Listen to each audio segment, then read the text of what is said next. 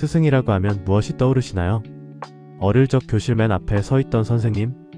혹은 엄격하게 출결을 관리하던 학창시절 담임 선생님? 우리는 그렇게 배워왔습니다.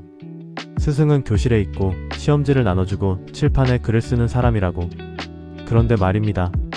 성인이 되고 사회에 나와 치열한 현실을 살아가면서 언제부턴가 스승이라는 단어가 먼 옛날 이야기가 되어버렸습니다. 스승의 날조차 특별하게 느껴지지 않게 된 이유는 무엇일까요? 저는 문득 이런 생각을 하게 되었습니다. 어쩌면 지금 내 삶이 생각보다 헤매고 있는 이유는 내게 진짜 스승이 없기 때문은 아닐까? 책 해빙을 읽던 어느 날 저는 그곳에서 한 인물을 만났습니다.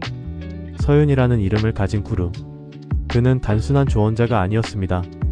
한 인간의 사고방식과 삶의 태도, 존재 자체를 바꿔버린 스승이었습니다. 저자는 서윤과의 만남을 통해 경제적 자유뿐만 아니라 인간관계, 마음가짐, 모든 삶의 차원을 변화시키게 됩니다. 여러분, 이 이야기를 들으면서 혹시 이런 생각이 드시지 않나요? 나에게도 그런 스승이 있었다면 내 삶도 지금과는 달라졌을까? 네, 달라졌을 가능성이 큽니다. 왜냐하면 스승이 있는 사람과 없는 사람의 삶은 생각보다 훨씬 더 큰 차이를 만들어내기 때문입니다. 미국의 철학자 랄프 waldo 에머슨은 이렇게 말했습니다. 당신의 삶에 진정한 스승이 없다면 당신은 길을 잃을 가능성이 크다.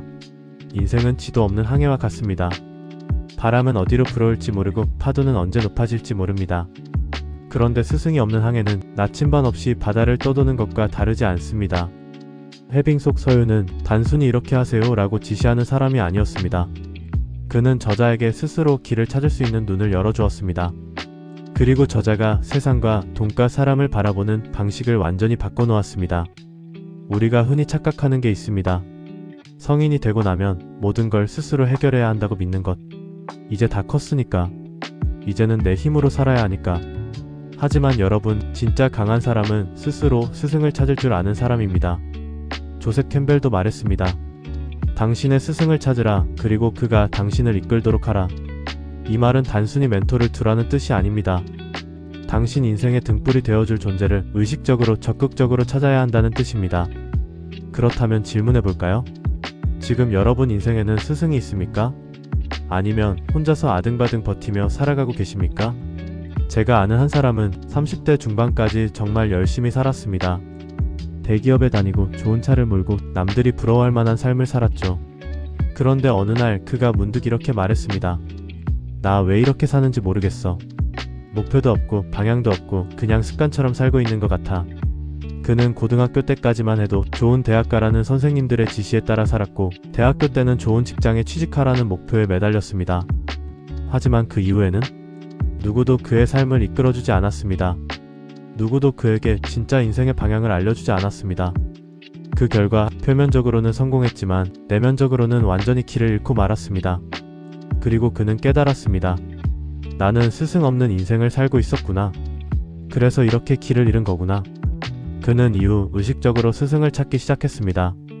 책을 통해, 사람을 통해, 경험을 통해 자신의 삶을 함께 고민해줄 존재를 찾아 나섰습니다. 그리고 마침내 그에게 맞는 스승을 만났습니다.